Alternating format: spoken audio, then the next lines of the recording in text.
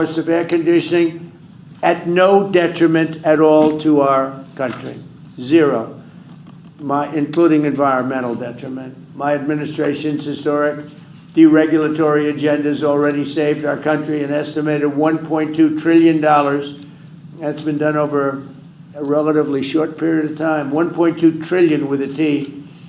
We're committed to fixing the and really completely ending Biden's disastrous regulatory policies and delivering financial relief to each and every American, which is what we're doing. This was a tremendous burden, a tremendous cost. These people had to live with it, not only refrigerants, but a lot more. And it was making the equipment unaffordable.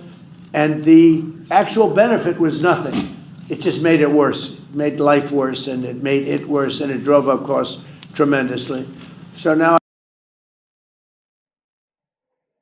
I'd like to ask Administrator Lee Zeldin, who's absolutely fantastic. He's doing an incredible job. We're proud of you, Lee. Really, the job you're doing is incredible. Followed by Greg, Kevin, and Michael. Is that okay? Lee, go ahead, please. Well, thank you, Mr. President. As you know, many Americans were expressing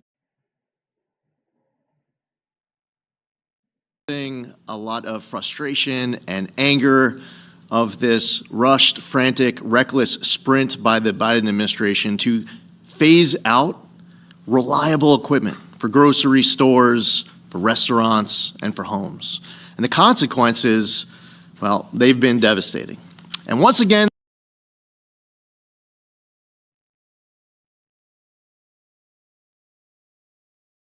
the Trump administration is answering the call, which will lower the cost of living for hardworking American families. Now look at this chart to your far right. Today's actions are saving over $2.4 billion for American families. It's safeguarding 350,000 jobs. Just at supermarkets alone, we're going to see a savings of $800 million, which Americans will be able to see when they go and buy their food. The Biden EPA face planted when trying to jam through their restrictions. Americans who wanted to be able to fix their equipment were instead being required to buy far more costly new equipment, and that just doesn't make any sense. Refrigeration trucks were being handed impossible restrictions to meet. And once again, here we are in the Oval Office. President Trump is righting another wrong. At the Trump EPA, we are proudly implementing President Trump's agenda every single day and delivering for the American people. Thank you very much. Thank you. Please. Thank you, Mr. President, and thank you, Lee. Look, on behalf of the Kroger Company, and we operate about 2,700 supermarkets, an orderly transition of equipment reduces both capital costs and operating costs. And at the end of the day, that's good for consumers because we're able to take that and put that into lowering prices, which is the key objective that we have in our business. So thank you very much. And you were able to save a lot of money and put it elsewhere by not having to do this ridiculous. Exactly. So it allows us, instead of having to outlay more capital at a faster rate and more operating costs to change that equipment. Well, to replace a refrigerator that's working perfectly, right? Yeah, so that allows us, you know, obviously these things have a lifespan, but an orderly transition allows us to move through that in a way which keeps the price of groceries down, and that's something that we're, you know, desperately focusing on, Mr. President. Great. Today's announcement is yet another step in our mission to make the United States Navy stronger than ever before. My name's Kevin McDaniel. We operate 14 Piggly Wiggly stores in North Florida, of these Alabama, and Georgia. That we had years ago. On behalf of NGA, and the next week Piggly Wiggly family, which operates, has about 250 stores in the Southeast. I'm going to meet with them here. We want to thank President Trump for rolling this terrible Biden legislation back.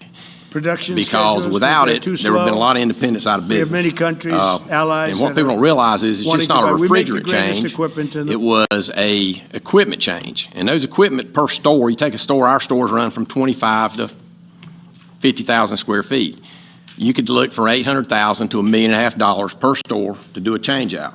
That would have And the done. new equipment would not be as good as the old equipment. No, absolutely not. It would be inferior equipment because you weren't able to use a refrigerant. It was thrown together too fast. The technology's not there yet. It's just way too fast. That's the problem. Good idea, but it's terrible. So you would have had all these independents go out of business. You'd had the independents out of business, and you would have seen grocery prices soar. That's what would have happened if this would have went through. President Trump, thank you very much on behalf of every independent in the United States. We cannot thank you enough for what you've done for us. Thank you so much. I mean, just the bottom line is, so you have great equipment that works incredibly, takes care of your meats and foods and everything else, beautiful refrigeration Well, systems. by far, nobody's Take it even out close, but and they don't replace produce it them with fast enough. stuff that barely works, costs a fortune, and it's no good.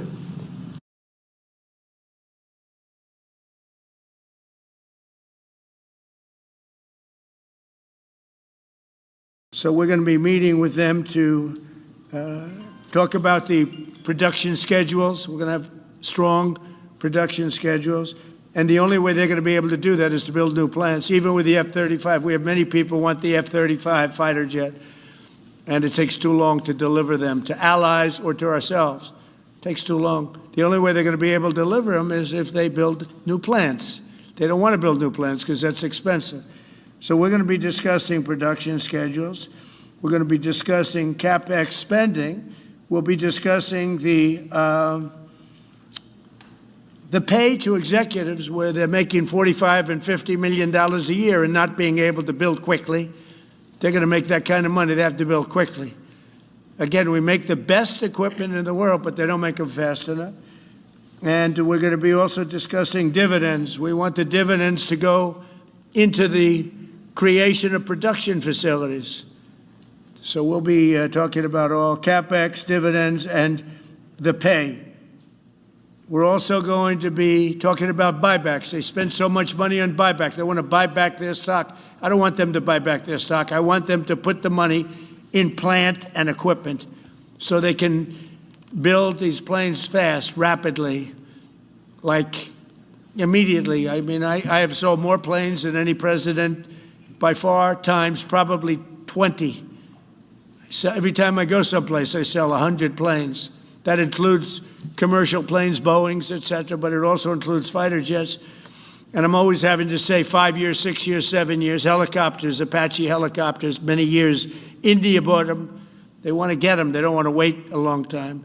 So we don't want to have executives making $50 million a year, issuing big dividends to everybody, and also doing buybacks.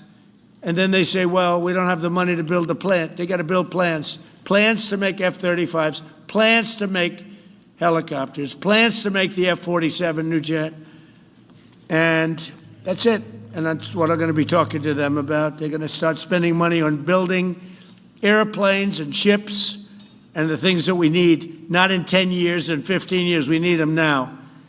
And we're strong about it. Last week, the Navy announced a brand new class of frigate, and they're going to be working with the South Korean company. Hanwha, a good company, recently agreed to invest $5 billion in Philadelphia Naval Shipyard. We're opening up the Philadelphia Shipyard, once a great yard. Now it was a long time ago decommissioned, but now it's reopening. Working with the Navy and working with private companies. The record-setting defense bill I signed last week.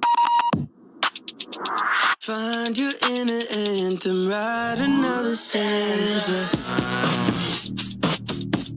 If you're on the dance floor.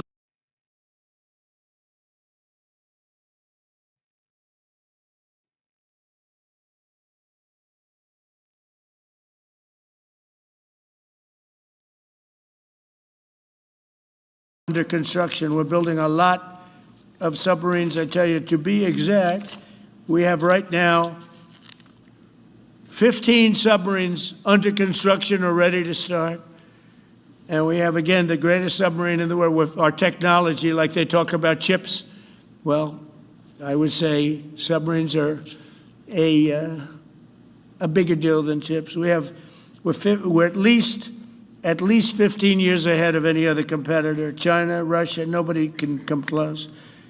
We're also building right now 3 large aircraft carriers in addition to the ones we have. And we have, actually, interestingly, we have a lot of submarines. How many submarines do we have now altogether, approximately? Huh? What? Over 30. We have over 30. But these are the super-duper subs, and there's nothing like them. So we're going to be doing from 12 to 15 brand-new submarines. We have a couple of other things going on. We'll be building other elements of Navy. We'll be fixing up headquarters. We'll be fixing up places for our great sailors to live. And we're going to be working very hard with companies, but we're also going to be penalizing companies that aren't doing a good job. For instance, when they built the Ford, Gerald Ford, the cost overruns were ridiculous. That was done in Norfolk, Virginia. We're going to be talking about that with that company. The cost overruns were out of control. In World War II, the United States built upwards of 4 ships per day. Can you believe it? 4 ships a day, on average. And now there weren't all big warships, but there were ships, freighters, tankers. And it's a tragedy that we allowed this incredible capability to just go astray. We don't do that much anymore. We do build our warships, but that's about it. But that's a lot. We're going to restore America as a major shipbuilding power. We're going to ensure the USA is the most powerful fleet anywhere in the world, and long into the future, with battleships helping lead the way, and the submarines that, again, nobody competes with us on submarines. So I just want to thank everybody, and I'd like to ask Secretary Hegseth to say a few words, followed by the Secretary, but if you would, Secretary of the Navy. But Pete's doing a fantastic job. By the way, we have drugs are down 96.2% coming into the United States. 92.6 by sea. And soon we'll be starting the same program on land. The land is much easier. But every one of those boats that we knocked out saved 25,000 lives. So we saved 25,000 lives every time we knock out one of those boats with the drugs pouring in. And you just have to see it. It means people say, oh, gee, do you think it was really drugs? Well, just take a look. Bags all over the place. That's not fishing equipment. There's no fishing rods on those boats. They move fast. When you see a boat with 4 engines or 5 engines on, going 40, 50 miles an hour, well, they get hit. We save 25,000 lives every single time we knock out a boat, and it's over 96% stopped by sea. We're trying to figure out who the other 4% are, frankly. And we're going to have the same success, but even quicker, because it's much easier on land. If they want to come by land, they're going to end up having a big problem. They're going to get blown to pieces, because we don't want our people poisoned. 300,000 people died, probably last year, 300,000. A lot of people say it was 200. Somebody said last night, it was only 175,000 people. That's like 3 stadiums, big football stadiums filled up with people died. But I think the real number is 300,000. We're not going to have that anymore. So we're doing a great job, and we enjoy doing it. Our border is secure. Our country is strong. Trillions of dollars is coming into our country from other countries and companies. They're building factories and plants, including auto plants, all over the United States of America. Without tariffs, they wouldn't be doing anything, although they were very happy with the November 5th election. But it's only because they want to avoid paying tariffs that they're all coming in. And again, the biggest number was $3 trillion in history. That was China many years ago. Now it's $18 trillion, and that's just in 10 months. We think we could hit $20 trillion. That's investment in the United States, including plant and equipment. So thank you very much, and I'll ask Pete to say a few words, and then John. And if you have any questions, we'll take them. Thank you. Thank you, Mr. President. Well, Mr. President, you're exactly right. There are no fishing poles, no fishermen, and no fishing boats. Just drug dealers and narco-terrorists. And with every strike, we're saving American lives. No other president was willing to do real deterrence. That's exactly what's happening. It's an honor to be here, Mr. President, Mr. Secretary, Secretary Rubio, to talk about what peace through strength really looks like. You can talk about it, or you can invest in it, and you can build it. And that's exactly what President Trump is doing. At the Department of War, we're restoring the warrior ethos. In fact, the President mentioned the NDAA. We put into law merit-based. We put into law getting rid of DEI and political correctness. That's now part of how our military operates, and you've seen it in record recruiting in the spirit at the Department of War.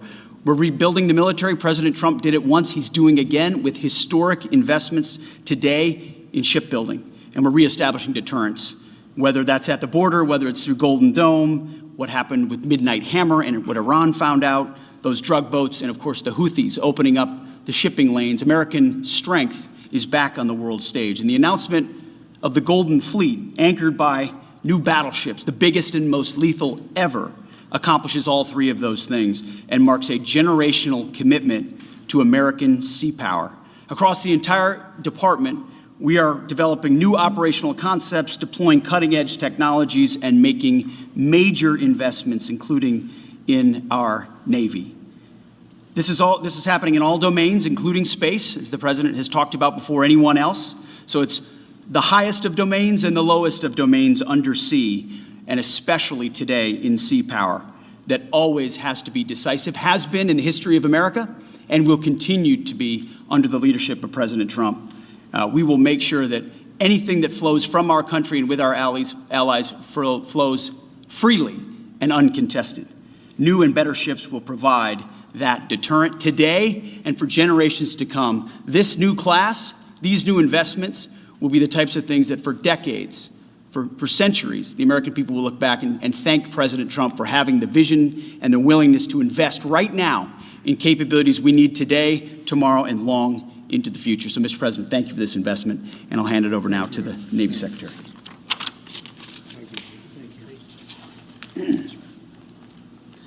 Mr. President, Secretary Hegseth, Secretary Rubio, thank you for being here on a very consequential day.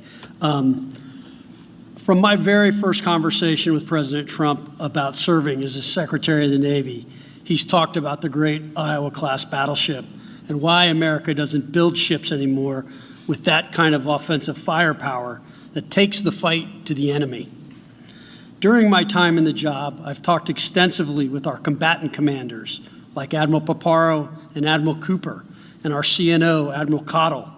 And what I've learned is that not only is the President's idea a good one, it's something that Navy desperately needs and now has a formal requirement for.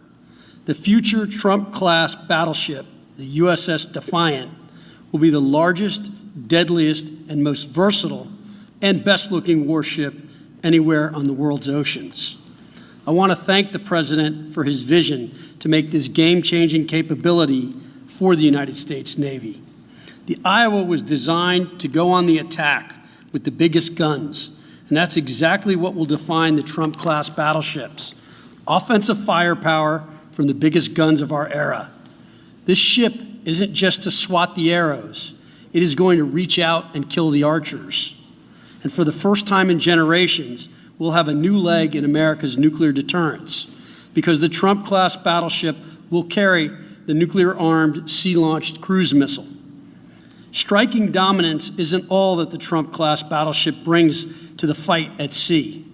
It has the size and capacity to serve as a flagship for our fleet commanders so that they can command and control naval forces far out to sea. As shown in the series, and the President mentioned it, Victory at Sea, Admirals Bull Halsey and Raymond Spruance commanded the war in the Pacific from their battleship flagships during World War II. Now this new battleship will command everything from warships to drones and everything in between. We're going to make battle groups great again. And this is just one piece of the President's Golden Fleet that we're going to build with the investments he talked about. A new frigate, the right frigate, the one our warfighters have told us they need. More amphibious power for our Marines with new capabilities like the medium landing ship. As part of the Navy's high-low mix, we're moving out aggressively on unmanned vessels with funding from the President's One Big Beautiful Bill to bring options to the fight and pull new, non-traditional defense partners into the American shipbuilding ecosystem. And we're making a generational investment in support ships. Logistics wins wars, and that kind of shipbuilding is the spark that will ignite the industrial base and help power the commercial shipbuilding that the President has called for. Under your leadership, Mr. President, we will have more tonnage and firepower under construction than ever before in our history. Building the President's Golden Fleet means jobs across the United States now. There'll be work for shipyards everywhere, from Philadelphia to San Diego, from Maine to Mississippi, from the Great Lakes to the Gulf Coast, and for manufacturers that will build components for this battleship in every state. The President has been clear. We must bring back our American maritime industrial might. And he has told me many times that as Secretary of the Navy, it is my job to equip our sailors to win the fight at sea with the finest ships in our history.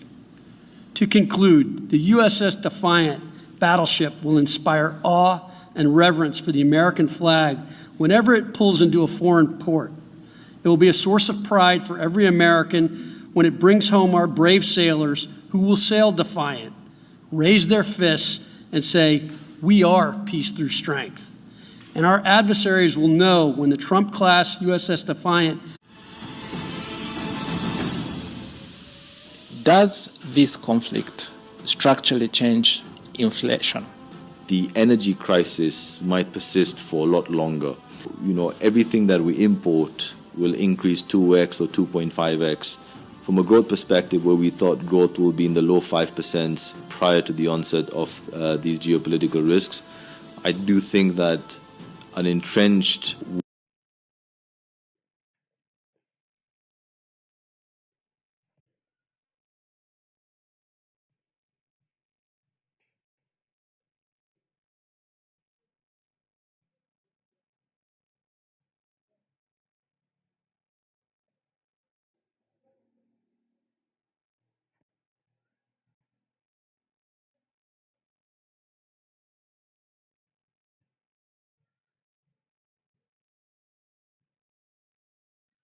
our country. It's been a tremendous success, and he wanted to do this, and for nothing. He's taken probably the largest salary cut in history, but he wanted to do it. He wants to rebuild our Navy, and you needed that kind of a brain to do it properly. So I just wanted to give you a little information on him, which is probably enough, but one of the most successful men in the country, and he's that because he understands it, and he understands finance in addition to what we're talking about. Somebody who's doing a fantastic job is Marco Rubio, Secretary of State. And Marco, maybe say a few words, and then we'll answer some questions. Thank you. Thank you, Mr. President. And I don't have much to add. This is a phenomenal presentation. Thank you, Mr. President. This is American industrial power returning. This is the ability, once again, to rebuild, to have industry in the United States. This is generational in the change, not just in terms of applying American war power, increasing our ability to protect the seas. The U.S. Navy is the single biggest source of peace in the world of all of our forces because it gives us a global footprint. But it rebuilds American industrial capacity. The ability to make things again in our country has been critical to what the President's agenda has been all about, and this is a tangible reminder of it. And I know the country's grateful for it, and generations of Americans will be grateful for it. So thank you. Thank you, Marco. By the way, I think I'd just like to point out that these ships are made of steel as opposed to aluminum. It's a big difference, as you know. Battleships, the great battleships, had 6- and 7-inch steel hulls, and these are going to be likewise made out of very powerful steel. Our steel industry is coming back very strongly, by the way. It's coming back at record numbers, and we're going to be using them for the steel, but as opposed to an aluminum side, which, in all fairness, is not the same. So, John, we're going with all steel, I understand. And that's going to be something that people are surprised. More expensive, but not even comparable in terms of the importance and the strength. Yeah, please. What's your timetable for these first two ships? And do you see them as a counter to China? We're going to start almost immediately, and we'll probably talk in about 2.5 years. In terms of the mission, do you see it as a counter to China? Just a counter to everybody. It's not China. We get along great with China. I have a great relationship with President Xi, and not China. It's just everybody. You don't know who comes along. but we just wanted peace through strength. Hopefully we never have to use them, but there will never be anything built like these. Think of it, those battleships are incredible. These have 100 times the power. Think of that. I mean, and they were big and they were powerful. You know, I thought about taking some that are in dry dock and changing them, and then when I said that, you know, if we did, it would be about, we could increase, if we doubled them, they'd be at like just a tiny fraction of what one of these was. This is the new technology, which is incredible. So we decided pretty early on not to do that. Yeah, please. Mr. President, Julio Rosas with Most Peaceful Media. You just referenced the lower amount of illegal drugs that are coming by sea, and you just said that you're going to start that same program on land soon. Are you just referring to Venezuela, or are you referring to other countries in Latin America? Anywhere drugs are pouring in, anywhere, not just Venezuela. No. Yes. Speaking of Venezuela, oil. What are we going to do with the oil that we have? Going to do with what? The oil that has been seized. The United States seized 1.9 million barrels of oil on December 10th. We're going to keep it. We're keeping it. Where's it? Are we going to sell it or put it in the strategic oil reserve? Maybe we'll sell it. Maybe we'll keep it. Maybe we'll use it in the strategic reserves. We're keeping it. We're keeping the ships also. Yeah, please. About Venezuela, sir, have you spoken to American oil companies that have had their assets seized about what a post-Maduro Venezuela would mean for them, what coming back and restarting operations? The big ones, yeah. I have. Yeah, please. Why do you feel like this initiative was neglected for so many years, and does this come amidst the rising tensions between the U.S. and Venezuela? We're talking about with Venezuela? Yes. Well, you had a different kind of a president before me. They didn't mind being ripped off. They didn't mind being robbed. They didn't mind drugs pouring into our country. They didn't mind the jails of Venezuela and Nicaragua being emptied into the U.S., where they take over Colorado and other places. I do mind. So you had a different kind of a president. I hope people are enjoying it because we've never been respected more than we are now. Yeah, please. Thank you. Thank you, Mr. President. Were you surprised by the number of photos of Bill Clinton in the Epstein files? And can you commit to their full... What? And were you surprised by the number of photos of Bill Clinton in the Epstein files? And can you commit to their full release by the end of the year? Some of the victims were protesting that too many of them were redacted. I know there are a lot of people that are angry about all of the pictures of other people, you know, but I think it's terrible. Look, I like Bill Clinton. I've always gotten along with Bill Clinton. I've been nice to him. He's been nice to me. We've always gotten along. Respect him. I hate to see photos come out of him, but this is what the Democrats, mostly Democrats, and a couple of bad Republicans are asking for. So they're giving their photos of me, too. Everybody was friendly with this guy, either friendly or not friendly, but they, you know, he was around. He was all over Palm Beach and other places. The head of Harvard was his best friend, Larry Summers. And Bill Clinton was a friend of his, but everybody was. I actually threw him out of Mar-a-Lago. And as a person that was in Mar-a-Lago, I threw him out. Mar-a-Lago, this is Mar-a-Lago. It's the hottest place I think it's the hottest place in the world, but it's the hottest place in Florida. And everybody would come here. He'd come here. We actually threw him out. But no, I don't like the pictures of Bill Clinton being shown. I don't like the pictures of other people being shown. I think it's a terrible thing. I think Bill Clinton's a big boy. He can handle it. But you probably have pictures being exposed of other people that innocently met Jeffrey Epstein years ago, many years ago, and they're, you know, highly respected bankers and lawyers and others, and they'll end up, because of guys like Massey, who's a real lowlife, whose polls are down to about 9%, by the way, in the great state of Kentucky. If you look at Kentucky, Kentucky is such a great place, but I don't know, they've got a couple of people in there that are very strange in terms of leadership, but Massey's a loser, and he likes it, and that he works with the Democrats. He's just being used by the Democrats, because what this whole thing is with Epstein is a way of trying to deflect from the tremendous success that the Republican Party has. Like, for instance, today we're building the biggest ships in the world, most powerful ships in the world, and they're asking me questions about Jeffrey Epstein. I thought that was finished. I believe they gave over 100,000 pages of documents, and there is tremendous backlash. It's an interesting question, because a lot of people are very angry that pictures are being released of other people that really had nothing to do with Epstein, but they're in a picture with him because he was at a party, and you ruin a reputation of somebody. So a lot of people are very angry that this continues. A lot of Republicans are angry because of the fact that it's just used to deflect against a tremendous success. Look, we have $18 trillion coming into our country. We have, I believe, we're going to have the most successful economy in history. We inherited a mess. Now prices are coming way down. Gasoline is less than $2 in some states, $1.99, $1.97, $1.95 a gallon. $1.95. Think of that. A gallon. Nobody ever thought they'd see that. They don't want to talk about that. They want to talk about Epstein. And the problem is a lot of Democrats are being caught up in the web, like Larry Summers. Larry Summers was the head of Harvard. He's now been forced to resign from every board he's on, and he was thrown off the Harvard board. Now, he was at Epstein's Island a lot. I wasn't. I never went there, by the way. But fortunately, it's nice. But I never went there. But a lot of people did go there.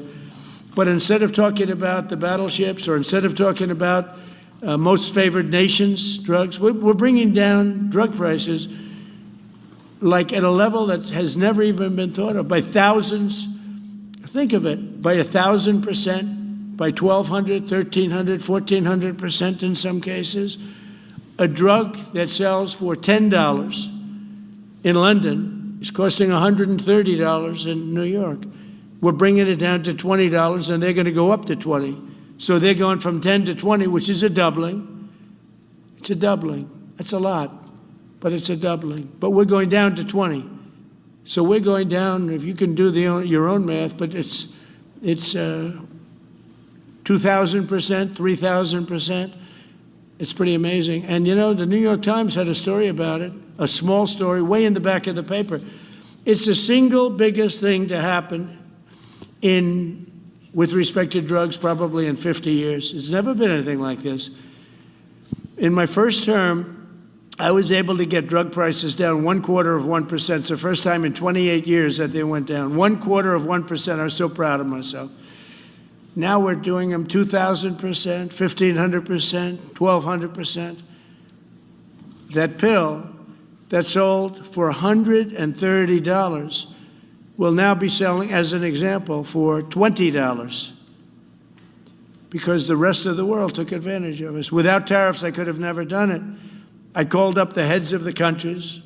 As an example, France, I spoke to a very good man, President Macron of France, and I said, Emmanuel, you have to raise your drug prices. He said, no, no, no, we will not do that. I said, you have to. He said, no, I don't want to do that. Look, you're asking me if I go to $10 to $20, you're going to come way down to 20. We don't want to do that. Now, in all fairness, no other president even tried. But if they did try, there was actually a fake story in stupid USA Today. I didn't even think they make it anymore. I haven't. But I saw a story where Biden was trying to do this. Biden never tried to do it. Biden didn't know he was alive. He never tried to do it. But they're taking it from $10 to 20. So he would say, and the other leader said the same thing. No, no, we won't do it. I said, no, no, you're going to do it 100%.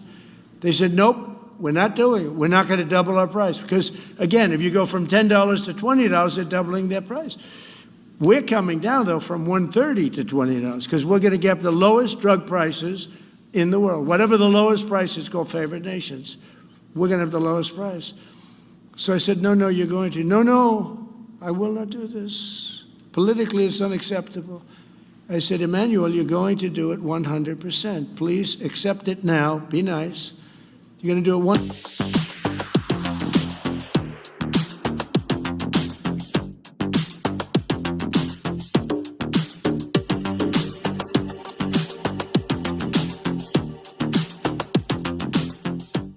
That I'm asking for with respect to drug prices.